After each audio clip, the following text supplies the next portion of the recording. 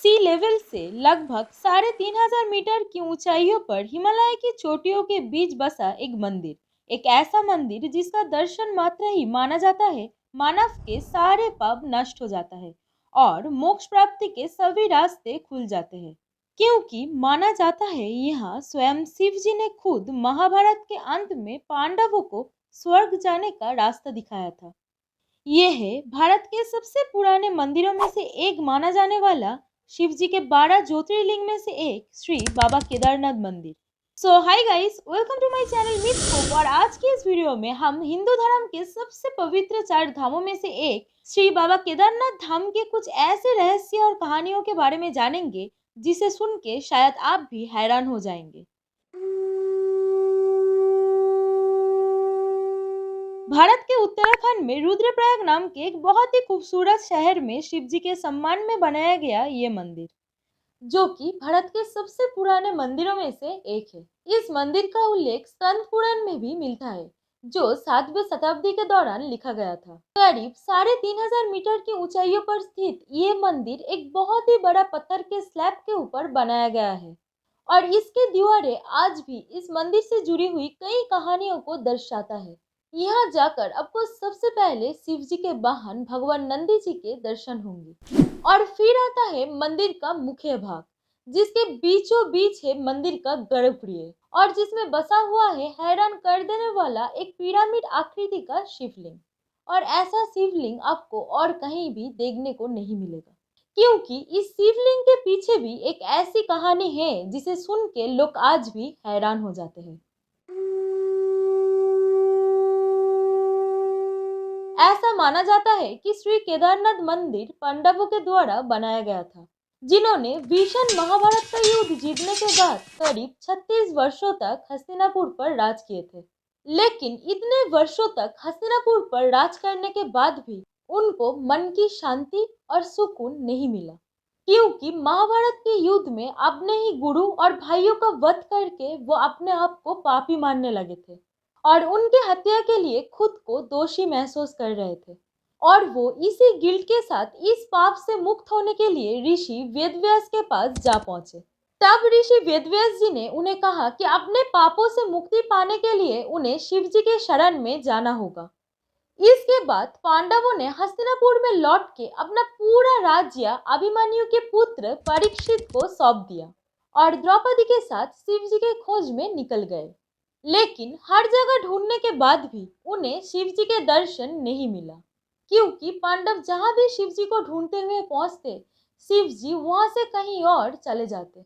लेकिन आखिर में शिव जी उत्तराखंड के गुप्त काशी में जाकर बस गए और मान्यताओं के अनुसार जब पांडव उन्हें ढूंढते हुए वहां भी पहुंचे, तब उनसे छुपने के लिए शिव जी ने नंदी बैल का रूप धारण कर लिया और जाके अन्य गाय और भैंसों के झुंड के बीच छिप गए और पांडव उन्हें ढूंढते ही रह गए। लेकिन आखिर में पांडवों में से भीम ने उन्हें देखते ही तुरंत ही पहचान लिया।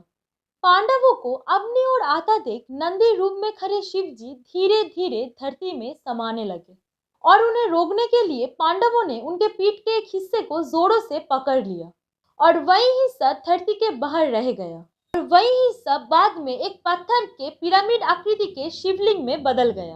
और आज हम उसी शिवलिंग को श्री केदारनाथ मंदिर में पूजा करते हैं।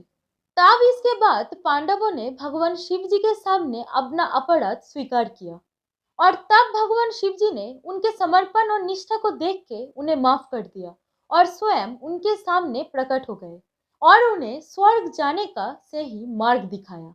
इसके बाद पांडवों ने शिव जी से आशीर्वाद लिया और जिस जगह पर वो शिवलिंग प्रकट हुआ था, उस जगह पे उन्होंने शिव जी के सम्मान में एक मंदिर निर्माण किया, जो मंदिर आज हम श्री केदारनाथ मंदिर के नाम से जानते हैं। ऐसा कहा जाता है कि जो मंदिर महाभारत के दौरान पांडवों ने बनाया था, वो मंदिर समय के साथ साथ काफी ज्यादा टूट गया था।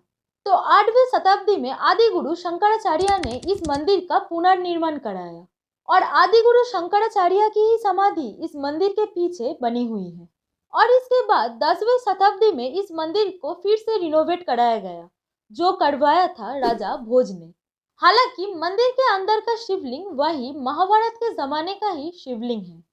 मान्यताओं के अनुसार जब शिव जी नंदी बैल के रूप में धरती में समाये थे, तब उनके भुजाएं तुंगनाथ में, जटा कल्पेश्वर में, नाभि और पेट मध्य महेश्वर में और चेहरा रुद्रनाथ में प्रकट हुआ था। और इसी वजह से इस 5 स्थानों को एक साथ पंच केदार के नाम से जाना जाता है। आपको ये जानकर हैरानी होगी कि वादिया इंस्टीट्यूट ऑफ हिमालयन जियोलॉजी के विज्ञानी विजय जोशी के अनुसार 13वीं से 17वीं शताब्दी के दौरान यानी करीब 400 साल तक यहाँ पे एक छोटा सा हिमयू गया था, और जिस कारण ये मंदिर बर्फ के नीचे पूरी तरह से दब गया था। और साइंटिस्टों के मुताबिक आज भी इस मंदिरों के दीवारों पर उस हिमयू के निशान देखे जा सकते हैं। लेकिन हैरान करने वाली बात तो ये है कि ये मंदिर इतने सालों तक बर्फ के नीचे दबे रहने के बाद भी इस मंदिर का कुछ भी नहीं हुआ। अनफॉर्चुनेटली इस मंदिर के ऊपर कई सारे प्राकृतिक आपदाएं आई, जैसे साल 2013 में उत्तराखंड में आई जल प्रवाह के बारे में कौन नहीं जानता। ये आपदा इतना भीषण था कि जिसमें मंदिर के आसपास बने हुए सभी घर और इमारतें तहस नहस हो गए और यहाँ आने वाले हजारों भक्तों के मृत्यु हो गए और केदारनाथ जाने का रास्ता पूरी तरह से तहस नहस हो गया था। लेकिन इतना सब कुछ होने के बाद भी श्री केदारनाथ मंदिर का कुछ नहीं हुआ। और इस घटना के बाद आर्कियोलॉजिकल सर्वे ऑफ इंडिया ने इस मंदिर की दीवारों को अच्छे से स्टडी किया और तब एक चौंका देने वाली बात सबके सामने आया कि श्री केदारनाथ मंदिर को ऐसे ही डिजास्टर प्रोन एरिया को ध्यान में रख के ही बनाया गया है, क्योंकि मंदिर का जो कंस्ट्रक्शन है वो एक बड़े से पत्थर को तराश के बनाया गया है। मंदिर के दीवारें 12 फीट मोटे पत्थर के चट्टानों से बनाया गया है और सबसे सरप्राइजिंग चीज तो यह है कि मंदिर का जो छत है वो एक ही पत्थर से बनाया गया है और इन पत्थरों को एक के साथ एक जोड़े रखने के लिए इंटरलॉकिंग टेक्निक्स का इस्तेमाल किया गया है, जिसमें बड़े से बड़े एक्सटर्नल फोर्स भी इसे अलग न कर सके। लेकिन वेट, इंटरलॉकिंग टेक्निक्स का आविष्कार तो अर्ली 1900 में हुआ था, लेकिन ये मंदिर तो कई हजारों साल पुरानी है। तो क्या इंटरलॉकिंग टेक्निक्स के बारे में हमारे पूर्वज पहले से ही जानते थे?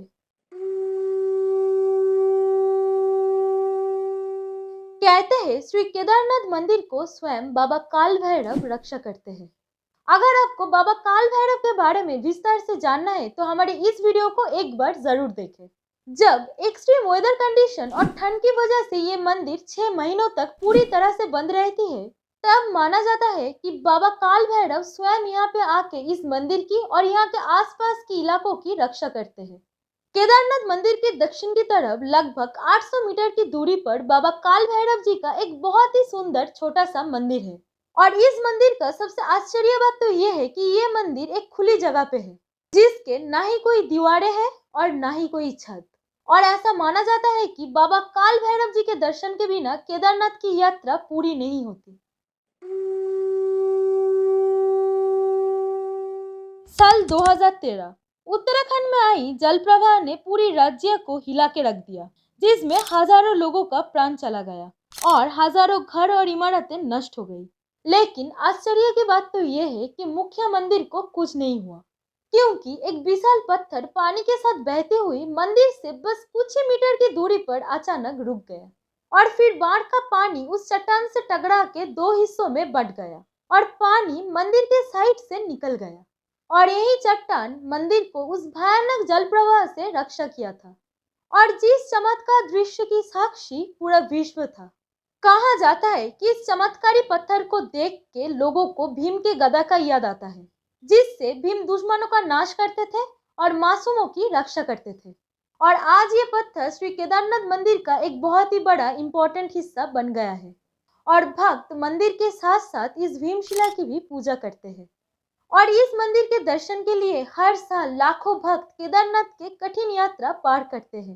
तो अगर आप भी इस पवित्र यात्रा पर जाना चाहते हो तो हमें कमेंट में जरूर बताएं। So that's it for today's video. अगर ये वीडियो आपको थोड़ी सी पसंद आई है तो प्लीज इस वीडियो को एक लाइक करें एंड अपनी फैमिली और फ्रेंड्स के साथ इस वीडियो को शेयर करें और हमारे चैनल मिसस्कोप को सब्सक्राइब करें, क्योंकि आपका एक लाइक और सब्सक्राइब हमें मोटिवेट करता है कि हम आपके लिए ऐसे ही वीडियो लाते रहे। So see you in the next video. Till then हर हर महादेव। जय भोलेनाथ।